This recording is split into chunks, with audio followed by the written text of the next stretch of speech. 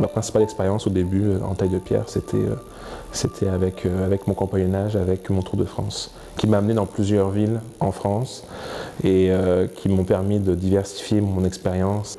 Après mon Tour de France, j'ai pu parcourir un peu plus à l'extérieur des frontières. Ça a été un coup de cœur quand je suis arrivé dans la région de Québec. Je suis tombé en amour avec la place et c'est ça. Ça a été un concours de circonstances chanceuses pour moi qui ont fait que j'ai pu m'installer ici, bâtir mon atelier à Saint-Jean et pouvoir travailler ici.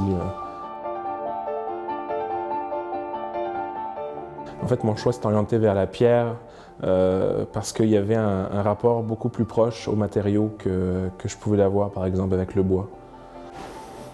C'est la pierre de Saint-Marc-des-Carrières. C'est une pierre sédimentaire, donc ça veut dire que c'est des sédiments qui sont déposés au fil du temps dans le fond des océans, puis qui sont tassés, qui sont agglomérés. Peut-être que là, on a peut-être sur 100 000 ans ou 200 000 ans de dépôts calcaires dans le fond des océans. La façon de tenir les ciseaux, les étapes de travail sont toujours les mêmes. Ça n'a pas changé. Puis je le vois aussi quand je fais de la restauration, je reproduis des pierres, des anciennes pierres de vieux bâtiments patrimoniaux. Je retrouve les étapes de travail du tailleur de pierre qui a travaillé la pierre il y a 200-300 ans. Quand j'ai commencé, on m'avait dit tu pourras dire que tu es tailleur de pierre au bout de 10 ans de métier. C'est la pratique, c'est les erreurs, c'est toutes ces étapes-là qui sont des passages obligatoires pour apprendre à travailler. On fait des croquis, on a des plans, on travaille beaucoup avec la géométrie, on travaille beaucoup nos formes, on dessine nos pierres avant de les tailler, on prépare nos gabarits, on prépare nos profils de moulure, on prépare tout ça, ça fait partie du métier. Donc oui, la précision est vraiment extrêmement importante. Donc là, j'ai juste à relier mes traits d'un profil à l'autre. Puis je vais avoir mes volumes à enlever. Si la pierre arrive elle est de façon rectangulaire, donc moi, je viens enlever toute la matière.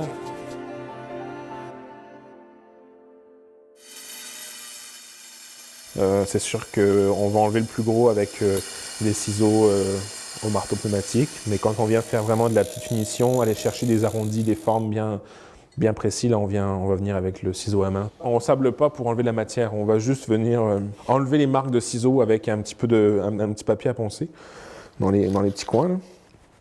Mais le gros se fait, c'est sûr, au ciseau. C'est extrêmement diversifié et varié. C'est des approches très différentes d'un projet à l'autre. Chaque commande, chaque chose se trouve être un défi un peu personnel pour différentes façons, que ce soit par la qualité, par la rapidité, par le lieu d'exécution, par l'histoire qu'elle peut refléter.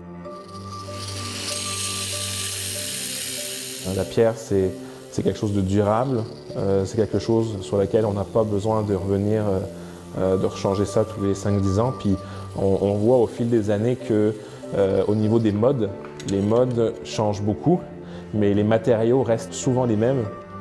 Je veux dire, on trouve du fer, du verre, du bois, de la pierre, c'est des matériaux qui sont indémodables. On ne travaille pas sur 10, 15, 20, 40, 50 ou même une vie d'homme. C'est que là, on travaille quelque chose qui va nous perdurer après notre mort. C'est très satisfaisant de se dire qu'on laisse une marque dans l'histoire. La pierre, c'est des choses qui ont été créées il y a des millions d'années, qui là sont sorties de terre, qui sont travaillées pour une utilisation précise et après qui ont encore leur durée de vie derrière. Dans un sens, c'est comme un arbre tricentenaire qu'on a dans le jardin. C'est comme, je veux dire, c'est des notions qui peuvent nous dépasser un petit peu. Il y a quelque chose d'humain là-dedans qui est très important aussi. C'est pas juste professionnel.